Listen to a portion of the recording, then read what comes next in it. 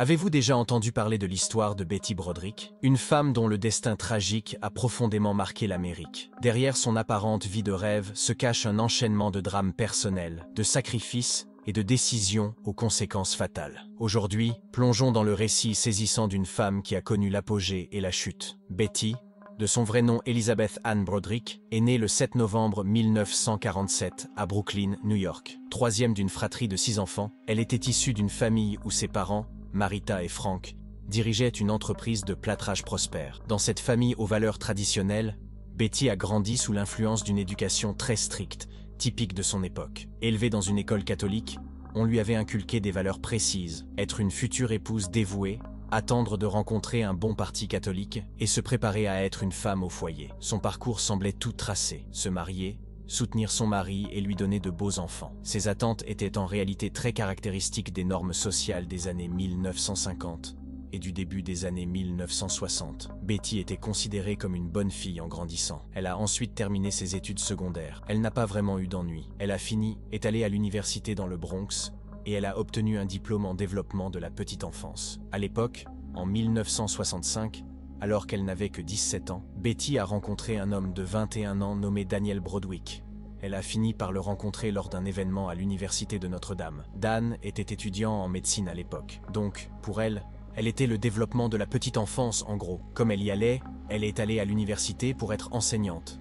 Et elle a fini de rencontrer cet homme plus âgé qui est très beau. Dan est en fait né à Pittsburgh, en Pennsylvanie, et il était le fils aîné d'une très grande famille catholique irlandaise dont la famille avait des parents assez similaires et des valeurs similaires, et la façon dont ils croient que leurs enfants devraient grandir et vivre leur style de vie comme celui de Betty. Donc, pour elle avait littéralement trouvé l'homme exact ou l'homme de rêve qu'elle était censée trouver. En raison de l'éducation de Dan, il était prêt à se marier avec Betty presque tout de suite. Et sa famille était vraiment d'un grand soutien et heureuse aussi. Betty a même poursuivi en disant que Dan n'a jamais dévié de son objectif de faire d'elle sa femme. Elle a dit qu'il lui avait essentiellement dit qu'il attendrait et qu'il ferait tout ce qui était nécessaire et qu'il irait même jusqu'à être d'accord avec elle sur des choses avec lesquelles il n'était peut-être pas nécessairement d'accord, afin de la rendre heureuse. Il ferait tout ce qu'il devait faire jusqu'à ce qu'il l'ait. C'est ce qu'elle a dit en gros. Et elle a également dit que personne n'avait jamais utilisé les termes obsessionnel, compulsif ou harceleur à l'époque. Mais elle a dit, c'est ce qu'il était. Il était donc prêt à faire n'importe quoi, à dire n'importe quoi, et pour elle était comme amoureuse de ça. Mais elle dit, avec le recul, que c'était obsessionnel. Les deux se sont mariés le 12 avril 1969 à New York, et Betty est immédiatement tombée enceinte et a rapidement donné naissance à leur première fille, Kim. En 1970. En 1979, Betty a donné naissance à 4 autres enfants, une fille nommée Lee, un fils nommé Daniel, et un autre fils nommé Rhett, et un autre fils qui est décédé tragiquement 4 jours après sa naissance. À ce stade, Betty avait totalement assumé son rôle de mère au foyer, que tout le monde voulait qu'elle soit. Tout le monde voulait qu'elle soit cette femme pieds nus et enceinte, du genre mère au foyer. Et elle a dit qu'elle l'avait fait, et qu'elle l'avait bien fait pendant que Dan allait à Harvard. Et c'est à ce moment-là qu'il a obtenu son diplôme de droit. Il avait déjà terminé ses études de médecine et a fini par obtenir son diplôme de docteur à ce moment-là. Mais il voulait changer de carrière et il est donc allé à la faculté de droit. Cet homme est intelligent, non seulement il a obtenu son diplôme pour devenir médecin, mais il va à l'école de Harvard pour devenir avocat, passe le barreau et tout ce bon jazz. Après avoir fait cela, il a déménagé à San Diego, en Californie. Et c'est là que Dan est finalement devenu un avocat très prospère, spécialisé dans les fautes professionnelles médicales. Au début, il ne gagnait pas vraiment beaucoup d'argent tout de suite, et le salaire de Dan au cabinet d'avocat était en fait assez faible. Mais avec le temps, Betty a encouragé Dan à ouvrir son propre cabinet. C'était là qu'elle l'encourageait, qu'elle le poussait comme sa femme, comme l'épine dorsale, n'est-ce pas? Et c'est exactement ce que Dan a fini par faire. Et quand il l'a fait, c'est là qu'il a connu le succès. Il a suffi à Dan de gagner sa première affaire de plusieurs millions de dollars, et les Broderick sont devenus millionnaires. Ils sont littéralement passés d'une lutte contre elle. Pour cette raison, le couple était bien connu à San Diego dans tous les cercles sociaux, et ils appréciaient vraiment la vie de popularité. Cependant, à huis clos, le mariage du couple a commencé à s'effondrer. Betty était constamment que Dan était parti tout le temps. Il travaillait. J'ai écouté une interview où elle disait qu'il était absent entre 10 et 14 heures par jour et qu'il passait beaucoup trop de temps à travailler, et puis quand il ne travaillait pas, il socialisait. Il côtoyait les gens établissait des liens et développait l'entreprise. Betty a dit qu'elle avait l'impression d'être juste une mère célibataire. Elle était la seule à s'occuper des enfants. Elle était toute seule à la maison tout le temps avec les enfants. Et Dan était pratiquement toujours parti. En 1982, Dan est rentré à la maison et a dit à Betty qu'il avait embauché quelqu'un. Parce que voyez-vous, à ce stade, il était un one-man show et c'était en fait aussi ses mots. Elle a dit qu'il faisait tout lui-même. Alors, quand il rentre à la maison et lui dit qu'il a embauché quelqu'un, c'est exactement là où elle pensait qu'ils étaient, jusqu'à ce qu'elle lui demande qui il avait embauché. C'est à ce moment-là que Dan lui a dit qu'il avait embauché une Américaine d'origine néerlandaise de 21 ans, nommée Linda. Dès octobre 1983, Betty se méfiait de Dan et Linda. Et en fait, elle n'était pas très enthousiaste dès le début à l'idée que, de toutes les personnes qu'il a embauchées, il ait embauché cette femme, parce qu'elle, encore une fois, elle avait 21 ans, et elle n'avait aucune expérience dans tout ce que Dan faisait avec son cabinet d'avocats, spécialisé dans les fautes professionnelles.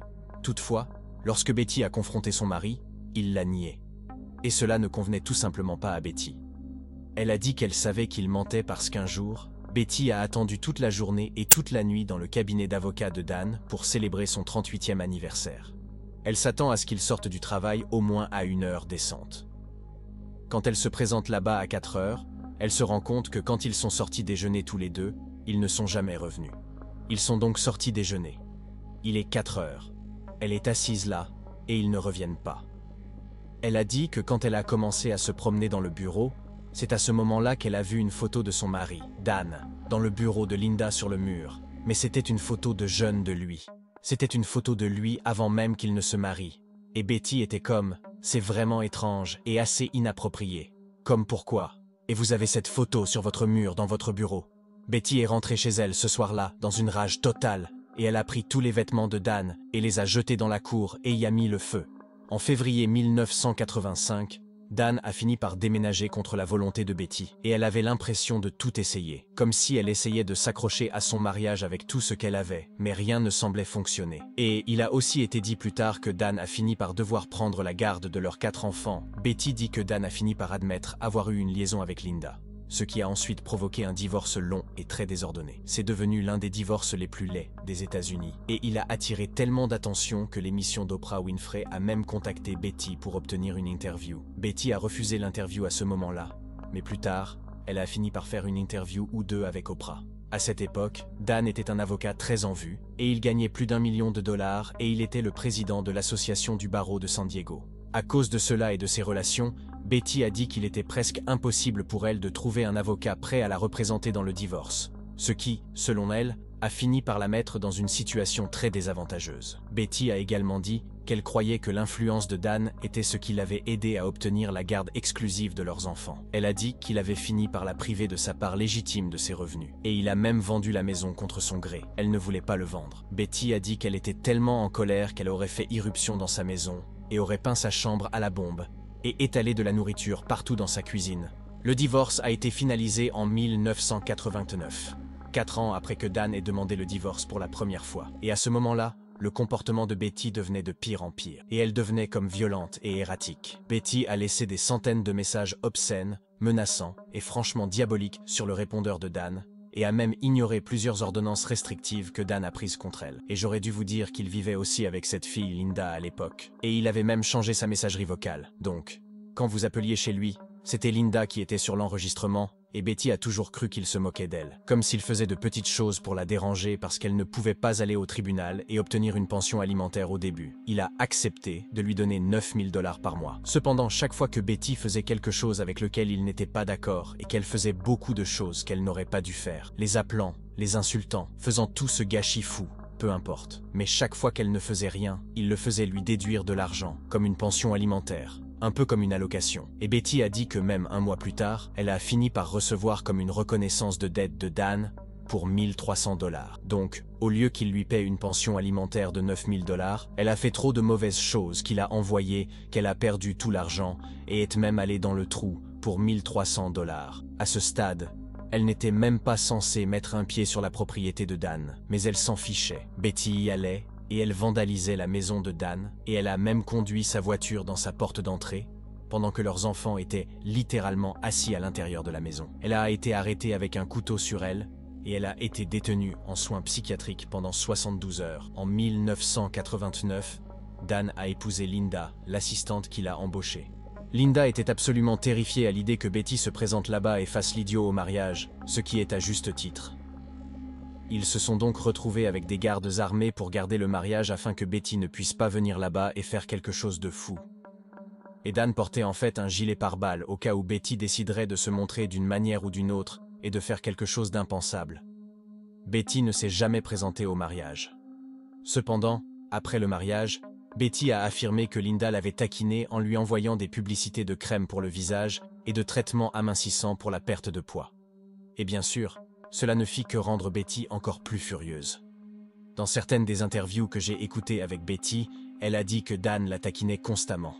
Comme elle, dans son esprit, elle croyait que son mari Dan traversait une crise de la quarantaine. En fait, elle a dit qu'elle avait des amis dont les maris avaient à peu près cet âge, avaient fait la même chose.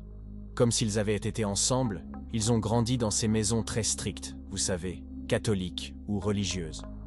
Ils ont pris ces engagements très jeunes envers une femme. Et puis, dans la quarantaine, ils auraient cette crise. Alors, ils partaient, trouvaient une autre femme et disaient qu'ils voulaient divorcer. Mais ils finissaient par revenir dans la famille.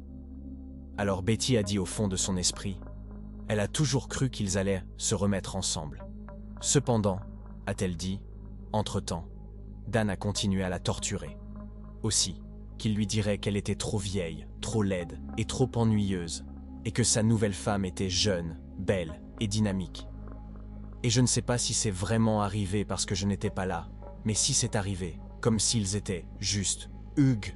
Le fait que Dan et sa nouvelle femme, Linda, l'attaquaient et la taquinaient dans les coulisses, ce qu'ils ne savaient pas, c'est que Betty avait récemment acheté un revolver Smith & Wesson tout neuf. Et puis, 7 mois seulement après le mariage de Dan et Linda, Betty a décidé d'utiliser ce revolver. Vers 5h30 du matin le 5 novembre 1989, Betty s'est rendue en voiture à la maison de Dan et a utilisé une clé qu'elle avait prise à leur fille, Kim, pour entrer dans la maison pendant que Dan et Linda dormaient. Betty a alors sorti son arme à feu, les a abattus tous les deux. 2 balles ont touché Linda à la tête et à la poitrine, la tuant sur le coup. Et une balle a fini par toucher Dan à la poitrine alors qu'il cherchait le téléphone.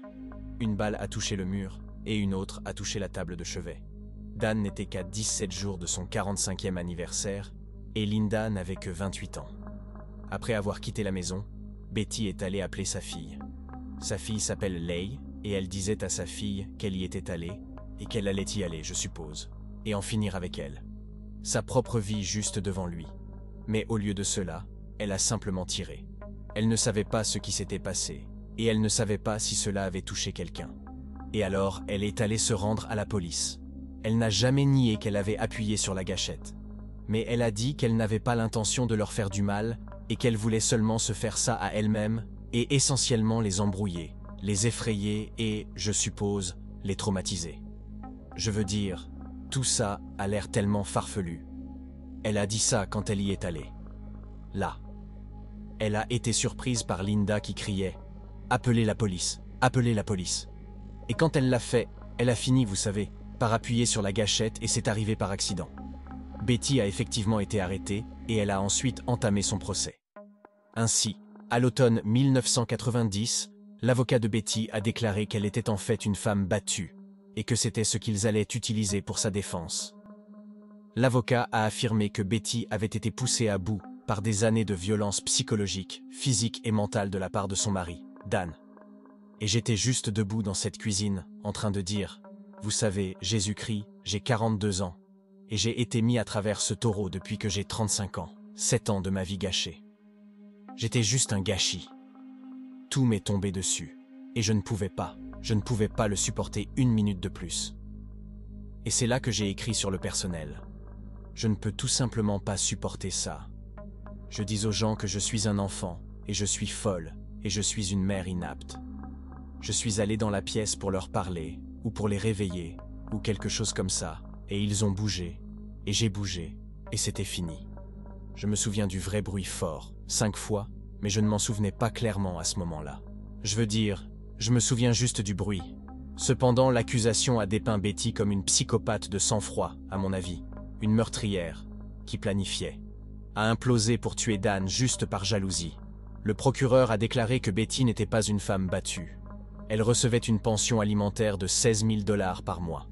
Elle avait une maison d'1 million de dollars, une voiture, un petit ami. Je vois tous les jours des femmes maltraitées avec des os cassés et des visages brisés. Donnez-moi une pause. Un psychologue légiste de l'accusation a déclaré que Betty souffrait de troubles de la personnalité histrionique et narcissique. Et puis, un psychologue pour la défense a également conclu que Betty était histrionique et avait des traits narcissiques. Les preuves médicales qui ont été recueillies sur les lieux ont montré que Dan n'est pas mort tout de suite.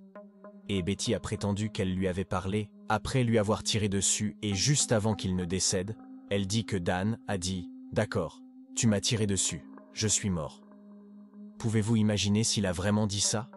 Comme « D'accord, vous l'avez fait ». Des preuves ont également été présentées au procès de Betty a montré que Betty avait enlevé le téléphone et le répondeur de la chambre de Dan pour qu'il ne puisse pas appeler la police. L'accusation a également trouvé un appel téléphonique enregistré dans lequel Betty a dit qu'elle souhaitait que Dan meure. J'ai aussi regardé une interview avec les enfants de Betty, 2 d'entre eux quand ils étaient beaucoup plus âgés. Ils ont l'air d'être des adultes, ou peut-être, vous savez, des adolescents plus âgés, et ils étaient dans l'émission d'Oprah Winfrey. Et ils ont tous deux dit que Betty leur avait littéralement dit que leurs enfants, elle et Dan. Elle leur avait dit qu'elle allait tuer Dan et Linda. Et son fils a dit qu'elle le disait tout le temps, mais il ne croyait pas qu'elle allait vraiment le faire. Mais elle l'a fait. Le premier procès de Betty s'est terminé par un jury suspendu lorsque 2 des jurés n'ont tout simplement pas pu parvenir à un verdict sur l'accusation d'homicide involontaire en raison de l'absence d'intention. L'un des jurés a déclaré « Je me demande seulement ce qui lui a pris si longtemps », suggérant essentiellement qu'il aurait agi bien plus tôt. Quoi donc? Pour cette raison, un nouveau procès a été ordonné, et Betty a été rejugée 1 an plus tard, avec le même avocat de la défense et le même procureur. Mais lors de ce procès, le jury l'a déclarée coupable de 2 chefs d'accusation de meurtre au 2e degré. Betty a finalement été condamnée à 2 peines consécutives de 15 ans à perpétuité, auxquelles s'ajoutent 2 ans pour utilisation illégale d'une arme à feu. Betty est toujours incarcérée. Elle purge actuellement sa peine à la California Institution for Women à Chino, en Californie. Interrogée sur sa vie carcérale, Betty a répondu que tout allait bien. En fait, elle a affirmé vivre bien plus heureuse qu'à l'époque où elle était riche et libre. N'est-ce pas fou? En janvier 2010, sa première demande de libération conditionnelle a été rejetée, au motif qu'elle n'avait manifesté aucun remords et n'avait commis aucune faute. J'ai trouvé cela très intéressant car dans toutes les interviews que j'ai regardées, je ne l'ai jamais vue regretter ses actes. Elle maintient que son mari, ou lui, et sa nouvelle compagne, l'ont poussée à bout, qu'elle croit ou non à cette version. Est-ce réellement arrivé ou est-ce le fruit de son trouble histrionique? Je n'en sais rien, mais elle ne s'est jamais excusée. 2 de ses enfants ont pris sa défense lors de cette audience, tandis que les 2 autres ont témoigné contre elle. Betty est retournée devant la commission des libérations conditionnelles en 2011 et en 2017 et ne sera plus admissible avant 2032. À ce moment-là, elle aura 84 ans. Alors qu'en pensez-vous? Je ne sais toujours pas quoi penser. J'ai revu tant d'interviews qu'il m'est difficile de me faire une opinion. Je sais qu'elle l'a fait. Je crois qu'elle l'a fait délibérément, malgré sa défense arguant de l'absence d'intention. Je suis vraiment persuadé qu'elle était venue pour commettre son acte. Elle l'avait même annoncé à ses enfants, mais l'avait-il vraiment poussé à bout? Il disait n'avoir jamais été heureux avec elle. Il a précisé plus tard qu'elle prétendait avoir un mariage merveilleux, alors qu'en réalité, leur vie commune était difficile. Si elle souffrait de troubles mentaux non traités comme l'histrionique et le narcissisme, je parie que leur vie était infernale. Qui sait ce qui s'est réellement passé? Considérez son parcours. Elle le soutient dans sa carrière, l'aide à lancer sa propre entreprise, et voilà qu'il réussit sans jamais vouloir rentrer à la maison ou passer du temps avec sa famille. Il engage même un nouvel assistant et la quitte. Bien sûr, rien de tout cela n'excuse son geste, mais c'est ce point précis que je n'arrive pas à comprendre. Pourquoi l'a-t-elle vraiment fait? Si je devais choisir une explication, je pencherais pour ses troubles mentaux. Merci d'avoir regardé cette vidéo. Qu'en pensez-vous? Betty Broderick était-elle victime de son époque ou uniquement responsable de ses propres choix? Partagez votre opinion dans les commentaires. N'oubliez pas de liker et vous abonner pour découvrir d'autres histoires tout aussi fascinantes. À bientôt pour une nouvelle vidéo.